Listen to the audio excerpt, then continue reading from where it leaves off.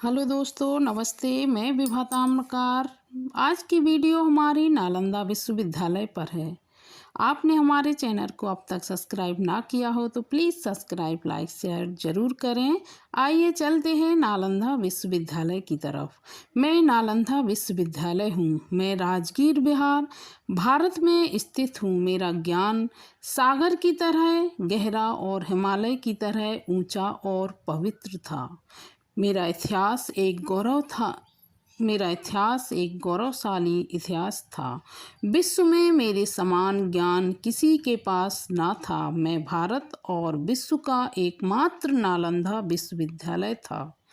मेरा प्रांगण 10,000 विद्यार्थियों को ज्ञान अर्जित करवाता था। विद्यार्थियों को प्रकाशमान बनाने के लिए तेजस्वी शिक्षकों का गठन था। भोजन पानी रहने के साथ साथ प्रत्येक विद्यार्थियों को एक एक कमरा था। मैं ज्ञान और शांति का संदेश देने वाला बौद्ध से प्रेरित था। मैं नालंदा विश्वविद्यालय था।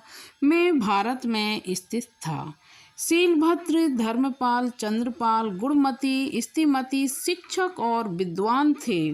वेद वेदांत और शाक्य के साथ साथ व्याकरण, दर्शन, शैल और ज्योतिषी, योग शास्त्र, चिकित्सा शास्त्र, सारे ज्ञान का भंडार मेरे पास था। मैं शांति और शिक्षा के लिए प्रसिद्ध था।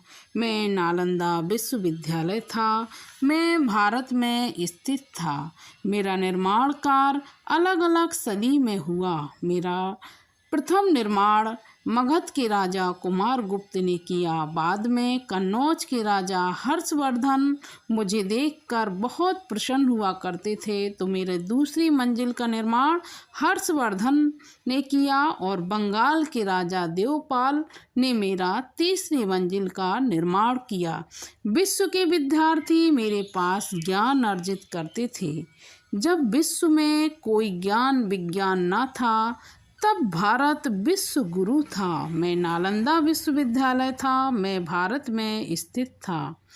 लेकिन एक तुर्की का क्रूर दुष्ट शासक बख्तियार खिलजी आया जो मौत से लड़ रहा था। मेरे अपने ज्ञान और चिकित्सा ने उसे जीवन दान दिया, लेकिन उसके बदले की आग ने मुझे जला दिया। मैं कई महीनों तक जलता रहा, चीखता रहा, मेरी पुकार किसी ने न सुनी। मैं भारत का भविष्य जलता देखता रहा।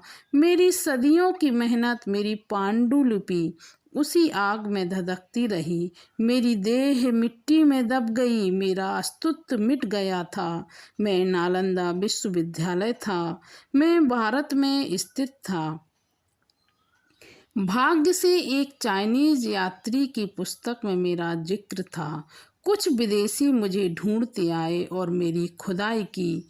मैं 5% अस्तित्व में आया, किंतु 2016 में भारत के यशस्वी प्रधानमंत्री नरेंद्र मोदी जी ने मेरी फिर खुदाई की और मुझे यूनेस्को द्वारा विश्व धरोहर के रूप में रखा गया।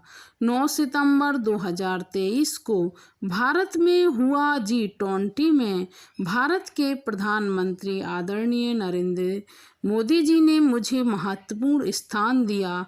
मुझे मेन पृष्ठ पे लगाया गया। हर विदेशियों से मुझे मिलाया गया। विश्व के सामने मुझे उजागर किया गया। मैं फिर से प्रकाशमान होना चाहता हूँ। मैं नालंदा विश्वविद्यालय हूँ। मैं राजगीर, बिहार, भारत में हूँ। हेलो दोस्तों, आपको ये वीडियो कैसी लगी? जय हिंद, जय भारत।